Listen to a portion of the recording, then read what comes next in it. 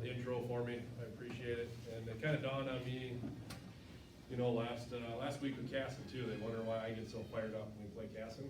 Even Coach Halder tells me to settle down.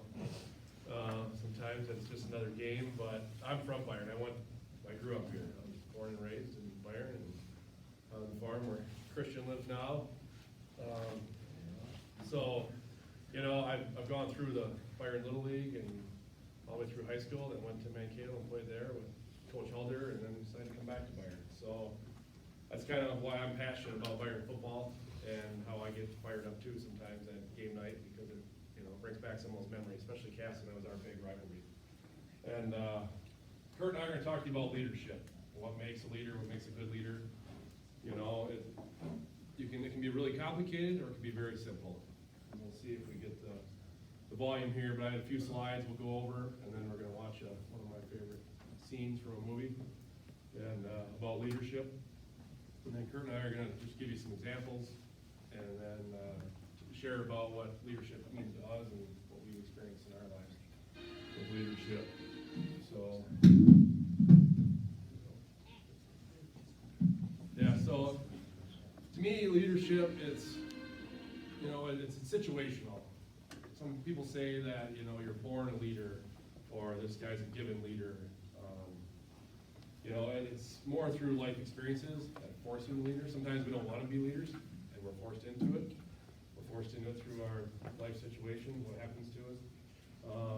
You know, when people think of leaders, they think of, you know, military. In my line of work, the fire service or police department, we're promoted. You know, we take promotion tests to go up the ranks, kind of like military, to get leadership positions. But in my line of work, I think people in the military would say the same thing. Just because your title is a leader doesn't really make you a leader. You got to get people to follow you, and you got to care about, you know, everybody else who you're supervising. And you got to be a good example for them, and we'll go over some of that. But just because you have a title doesn't make you a leader in my eyes. There's different ways to lead, and you guys see it on the football field. You know, some guys are real vocal. Some guys are real in your face, trying to motivate you, and other guys are just quiet and just plug away. And, you know, you gain respect for that. And so there's, you know, different styles of leadership. At first, when Kurt and I were setting this up, we were kind of going through just the definitions and different styles and more of a textbook leadership, but we're not here to just have a textbook version of leadership. So we changed our presentation to just more, what does it mean to us? What does it mean to our team? You know, how can it help us? Every one of you could be a leader, you know, at different times during the game, different times during the week, just different situations. People will step up and follow you, you know, sometimes after a big play, but sometimes just maybe you took 5 minutes to talk to somebody at school in the hallway, and, you know, leadership comes with respect, and you got to earn it. You got to earn respect, and you got to earn your role as a leader. Kurt, you want to add anything before we get into the presentation? Yeah, there's the definition of leadership. It's pretty simple, but actually being a leader, there's a lot to it. It's not always easy to lead either large groups or small groups, football players, or just in a school to be a leader. You're kind of put under a microscope as a leader.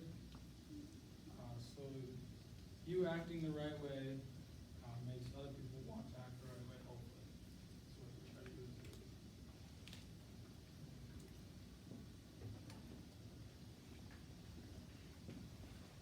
You can just get into our slides too. Yes. It's me. See, if I was a teacher, this stuff would be that type of stuff. Just a dumb fireman up here trying to run this technology. So we'll get into our, got it?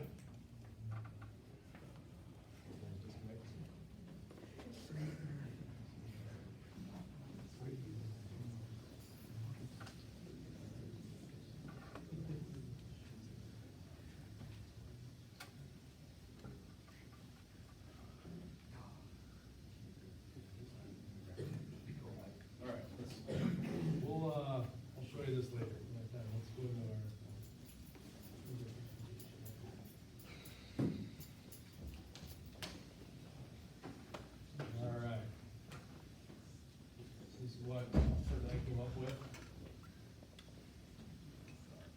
see that? That's working at least? Yeah. Alright, so just it's simply put, the definition of leadership is the ability of an individual or organization to lead or guide other individuals, teams, or entire organizations. It's pretty broad. It's just somebody that's gonna step up in the situation and lead. As mentioned, this is a quote we found, that, yeah, you're a leader by title, you got your superintendent, you have your principal, we have our head coach, Elder, but just by a title, he's got, it's gotta be by actions, showing he cares about you, showing he's going the extra mile for you, and by example, and that's what truly makes a leader. So this is Vince Lombardi. I'm sure you Packer fans know him quite well. Scheuer. It pained me to put this in here, but it's very true. This is what I believe too, that, you hear about this guy's a natural born leader, and yeah, some people have some characteristics that are gonna be leaders when they grow up, but leaders aren't born, they are made. And they are made just like anything else through hard work. And this hard work, that's the price we'll have to pay to achieve that goal or any other goal. That's the bargain.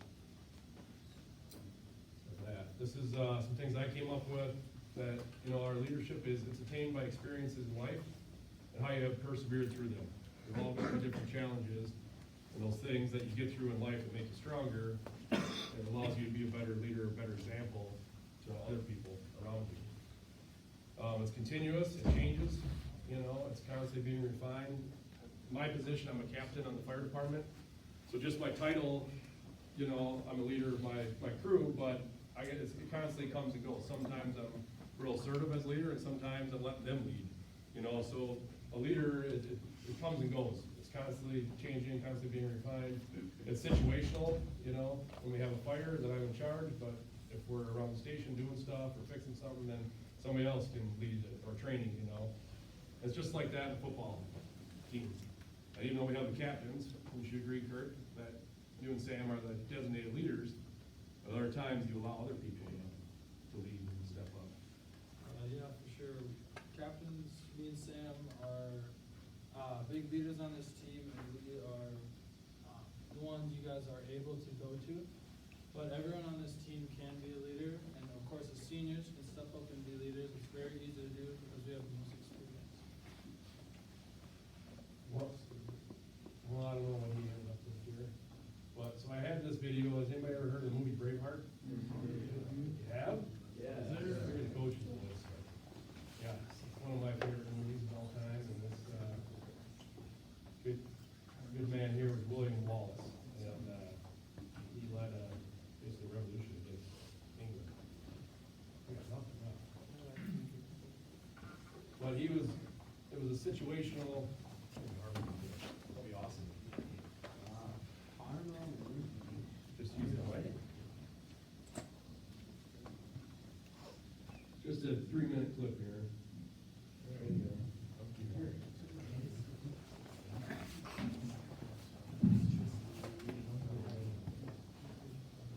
Make it small, please. Minimize the positive noise.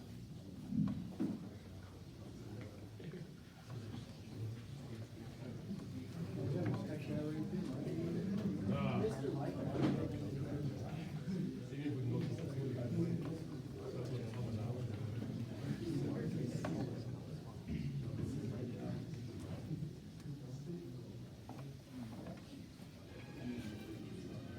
You hear a little bit? No? Yeah.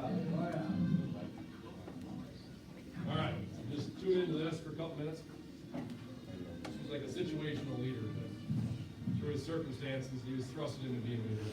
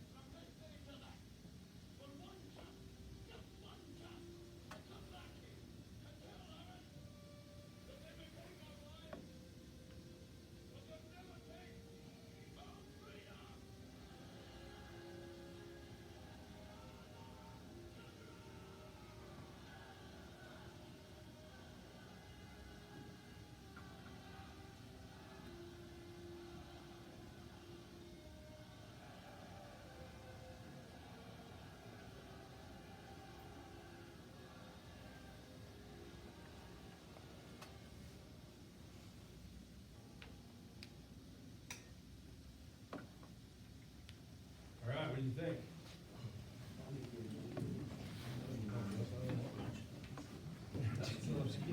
I looked up that Abu Ghraib that they were chanting, Scotland forever. So, they were Scottish rebels that were going against the English crown. So, you know, just like that guy, but many of us, I mean, we're thrust in leadership, and you have to be somebody that's really important, really smart, really talented. Sometimes it's just your actions. So this was John Quincy Adams, I believe he was the 6th president. If your actions inspire others to dream more, learn more, do more, become more, then you're a leader. Simple as that. Kurt and I are gonna go through here, and just kind of give you a couple characteristics or qualities. So when we talk about, you know, what makes a good leader, or what is a leader? I'll wait for the light. Thanks. So honesty and integrity. They have to trust you. They have to believe in you. People have to believe you. Have to, you know, believe you're trustworthy. So integrity is huge for a leader. Just You go back. have to be confident. If you're confident in what you're doing and people see that you're confident, you just become a leader. If they're nervous about going into something, but you go in a full head of steam, they'll follow your lead. It just happens like that, and that makes you a leader. Inspirational. Sometimes you gotta be that vocal guy on the field. Sometimes you gotta rally the troops, you know. And you gotta lead by example. You have to be passionate about what you're doing. Whatever you're leading, like for myself, I'm very passionate about football. I love this sport. I hope you guys know that, and I hope my love of this sport helps you guys keep going and have some passion for this awesome sport as well. Good communication skills. You have to be willing to communicate in a way that everybody else can understand, and then to follow you. You know, you gotta put your mission out there in front of them, and communicate that to the people that are following you. Having good decision-making skills on and off the field, like the football. Off the field, if you're making good decisions out of school, or out of football, in school, or wherever you are, as a leader, like me and Sam as captains, if we're making good decisions, we hope you guys are doing the same exact as we are. And trying to keep you accountable with that. Yeah, just what Kurt said, accountable. I mean, that's self-explanatory there. You wanna make sure people can depend on you. To be motivational, just like inspirational. If a leader can motivate the whole entire group toward the same goal, they're truly a good leader. You can motivate either through what you do or what you say. The empathetic means you care about others. You're sympathetic to what they're going through in their life, maybe. You can try to relate with them. It shows that you truly care about others first before yourself. You know, people are willing to follow you and trust you. And being humble. If you're cocky as a leader, and like if you're the best athlete on the field and you are crazy cocky, and even if you are able to back it up, that isn't showing good leadership. Because nobody likes the really cocky guy. Staying humble keeps you more in tune with most of the team instead of just those few top leaders. All right. We found a few presidential quotes here on leadership. You know, usually our presidents are elected, appointed, but through their terms in office, they've, you know, become great leaders. This was Dwight Eisenhower, 34th president, was it World War II? All right. So this is a quote from him: "Supreme quality for leadership is unquestionably integrity. Without it, no real success is possible. No matter whether it is a section gang, a football field, an army, or in an office." I had to look up section gang. It's an old term for railroad workers. They build a section of track, a section of railroad track. So you had to depend on each other in that line of work too. And here's our 35th president, JFK. And leadership and learning are indispensable to each other. So you're continuously learning as a leader. You're learning what makes people tick, what drives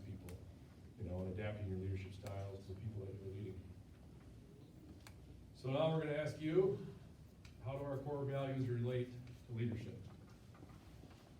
Just raise your hand. So with love. How would love fit in with leadership, or being a leader? If you love your team and your teammates, you want them to be successful and become better, so you'll be motivating and stuff and show those qualities of a leader. Ben? I feel like it'd be harder if you didn't have a passion or love for something, and you're trying to lead a group of people or like a team to success. I feel like it'd be hard to do it without love. Exactly. Anybody else? What trust? Sam? Your team has to trust in what you say and what you tell them. So you gotta earn that from some. Earn the trust of everybody. John?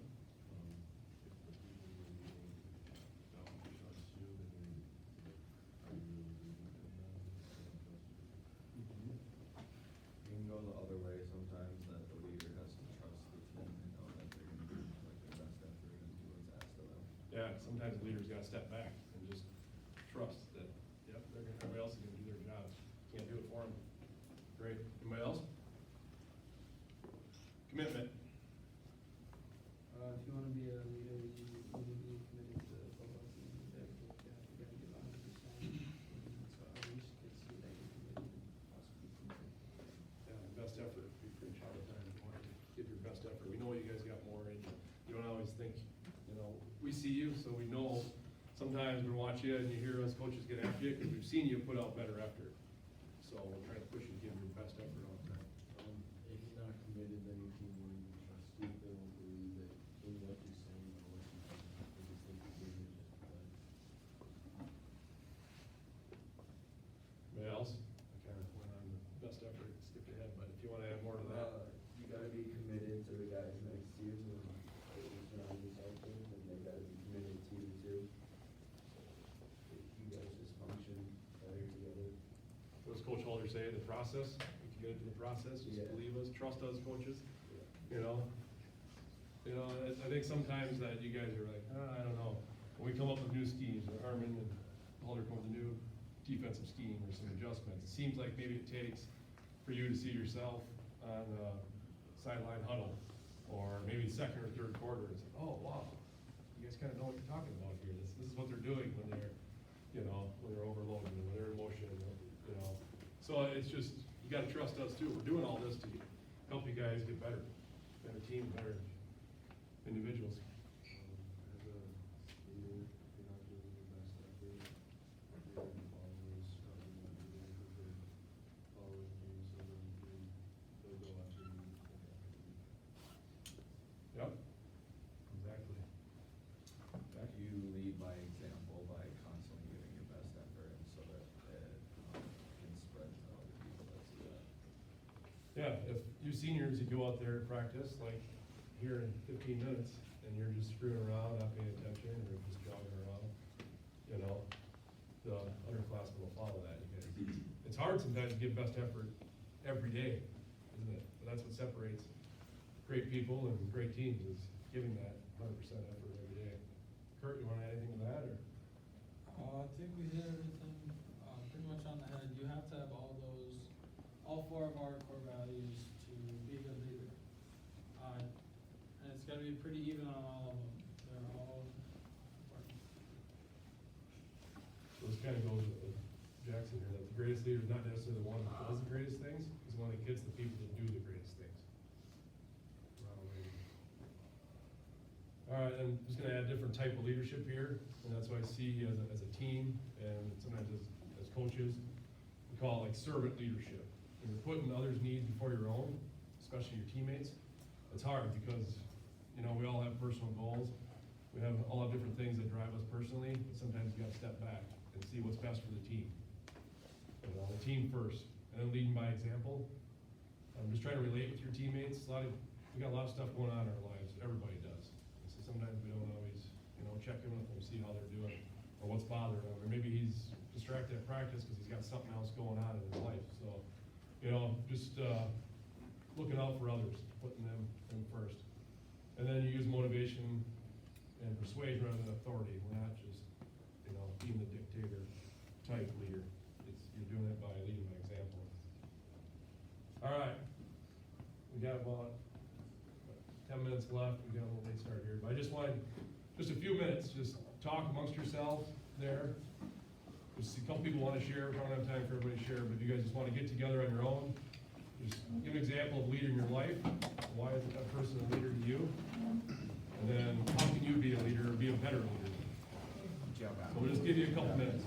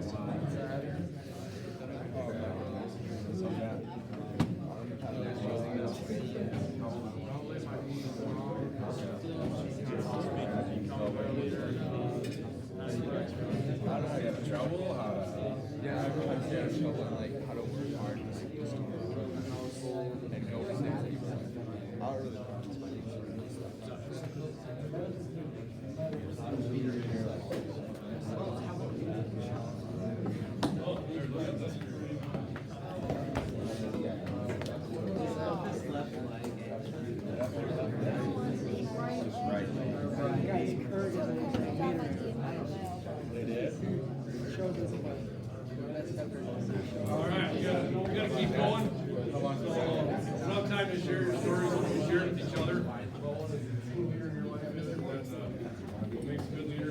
Kurt's just gonna, just a few minutes left. Kurt's gonna share his story for a little bit, and then I'll try to condense mine. See how much time we have. Others just gonna cut me off, so I'll just give you a little snippet of what I've experienced in my life. Well, right now, this year I've had two big leadership experiences. I'm a senior and a captain this year. As a senior, it's really easy to lead by example. Lowerclassmen look to you naturally because you have the most experience as a student. You know what you're doing in school, in the halls, in football practice. You've been there. You've been there for the most amount of time as a student. Younger students are always looking to you. They also set the tone in the high school, again, because they've had the most experience. Seniors know what it's like to have respect with teachers and have an overall experience with teachers. And my other experience as a leader this year has been a captain. Being captains of all you guys has been awesome. I feel like I've been trying to bring my strengths to you guys. Strength being my empathy. I try the best I can to put myself in your guys' shoes. Every single one of you guys. I'm in a conversation trying to hear what you're saying to see if I can change anything for you or help you out. And also my work ethic. I do try as hard as I can when I can. I hope you guys have noticed and feel that's a good way to go about things. And also, one of the most important things I've seen being a captain is being selfless. It's really all about you guys and all about the team. This is 11 player on the field team, and there's a lot of people here than every single one of us contributes, so every single one of us is working. That's been my experience this past year. Thanks, Kurt. Before Coach Conley goes, I'm gonna add this, and I hope I don't embarrass Craig. Craig's one of my best friends since I was 18, so you do the math. I don't know how long I've been. 43 now, so we're at 25. Okay, for the last 25 years. I explain leadership like this with Craig. And I talked to my wife about this, I've talked to the other coaches about this. Being around Craig Conley makes me want to be a better person every single day. Every single day. I'm in contact with Coach Conley. It makes me want to be a better person. To me, that's true leadership. Okay, because I don't know what Coach is going to share with you, but he's got a very, very amazing story. Okay? And if he doesn't get it all in today, I encourage you to talk to him about it because it's amazing and he's open about it. But I want to let you guys know that as human beings, we're not just like saying like you have to do this, you have to do that, or I'm the only one that can lead, or Coach Starley's the only one that can lead, or whatever. Even as adults, we're inspired about leadership through different people, and Craig is one of those people, and I hope you guys listen to his story and take it to heart, because legitimately every single day I'm around Coach Conley, and it's not every day of the year, and I wish it was, because him and his wife Pam make me want to be a better person every day, and to me that's leadership. That's true leadership, no matter what the ups and downs are. He inspires me every day to be a better person. That's leadership. Okay? Coach, take it away. Oh, thanks, Coach. In life, you don't get to choose your path. So, try not to get emotional here. Thanks, Coach. I appreciate it. I haven't got emotional in a long time about this, but when I was young, my parents passed away. So I was forced to be a leader. You know, it sucked. I didn't have a choice. So when I was 8, my dad died. When I was 15, my mom died. So like your age, Christian's age. So here I am going to Byron High School as a 15-year-old, no parents. And people don't know. You hear people tell you they hate their parents, I hate my life, I hate this. It's like, dude, you have no idea how bad life could be when you're an orphan. You know, and I got my sister raising us. So I can talk for probably an hour on my life. I'm just trying to condense it into 5 minutes. But it kind of forced me to grow up, forced me to be a leader. I was the middle child in my family. There's 8 kids in my family, and we were left on our own. So we got divided up between relatives. But for some reason, a lot of my siblings looked to me to be the leader of the family, for making decisions, figuring out what we're going to do next, where we're going to live, who's going where. When things were tough at school, or teachers, they'd come to me and ask me what to do. Life just forced me to grow up faster. And some of you, might have some difficult stories that the rest of your peers don't know. But sometimes being a leader, you didn't ask for it. There's other times in my life I didn't ask for it. It just was thrown in your lap. And it's either you give up and you quit, or you try to make the most out of your life and be a better human being and be a better example to others. And you appreciate things a lot more. And people have asked me, if you could do it again, I always thought what would be different if I had a mom and dad. All through high school, college, getting married, getting my job at the fire department, just going through life, how awesome it'd be a Christian to have a grandpa and grandma, But as I look back and reflect as I get older, you know what? God kind of uses some things in our lives to refine us and make us better, and I don't think I'd be where I'm at if I still had a mom and dad. And through the suffering, through trials, it kind of refines you, it makes you a better person, it pushes you, it drives you, so I think I'm more driven, and I think for most of my siblings, they'd say, of course we want our mom and dad back. But after you go through trials, sometimes they suck at the time, but sometimes it's what made you who you are. And it's hard just to wish all that away, because you wouldn't be where you're at without the trials. So yeah, if somebody wants to talk sometime, I can share you more of the struggles went through my family, but you still go through them. As a 46-year-old man, I still miss my dad. It's just, there's stuff like that. So I appreciate every day, appreciate the relationships you have with your mom and dad. Then I found football. So there's an old picture. It's the last time we were in the state tournament. There's a banner hanging in the gym, 1990. I was a junior. You might be able to figure out which one I am. I called or told you my number at one time. So 75. We were against Bold. That was in the Metrodome. Now you guys be playing the US Bank. But this was the last time Byron made it to the state playoffs. I was a junior. And I kind of found football, and that's what drove me. That's what made me, want to be part of a team and work for a common goal. And this team, there's a lot of similarities what you guys are. We had a couple good athletes, but we were just guys that started believing in each other. We didn't think we were going to go to the Metrodome or the semifinals in state. When we started, Wildy's dad was on the team too. He was an old lineman. Who else? Anybody else in here? It might have been. And then Crutch's dad, you guys know Crutch's there. His dad was on there. But a I'll speed it up here, but, you know, it's what, just guys believing in each other and working hard for a common goal, and once you get a win, you get another win, and then you start, you know, we were down one time, 21-0, and you come back, you just keep fighting, just keep scrapping, and eventually you go to the next playoff, and here we are, playing Bird Island, Olivia, Lake Lily, and Delano. I think there must have been a flag or something, we're all standing there, but this is probably the final drive. We were up, we thought we were going to the championship game, and there was, I don't know, a minute left, and they did a flea flicker, and I was out at the D tackle, and the D and him and I drilled the quarterback, he pitched it to the running back over our safety's head and beat us. So we were devastated, but the experience we learned from, you know, all coming together for that is amazing, I still remember it. Harmon's got some good stories about going to the state tournament too, he could probably share with you sometime about his high school team. And then just touch on just some brief other leadership stuff, and obviously you guys know I'm a fireman, and it's taught me a lot about being a leader and what makes guys motivate, you know, what to motivate guys or make guys tick, you know, the old saying, how can I motivate that guy to do the job? So in the right corner, this was me with a couple new firefighters, training burn, and then here's a couple fires that I've experienced recently, and I gotta make the decisions.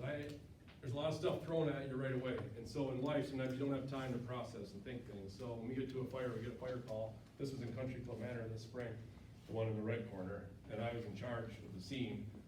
So, you know, I'm greeted by a lady coming out of her backside of her house, screaming that her house on fire, help me, and you gotta try to process all that quick. And our training helps us, but you gotta think of the safety of you and your crew, and then, okay, is there anybody else in the house? Do we need to search? And then like a coach, I start making assignments. Who's gonna attack the front of the house? Who's going in? How are we gonna push the smoke to go in? We have to search how many bedrooms, where are we gonna go first?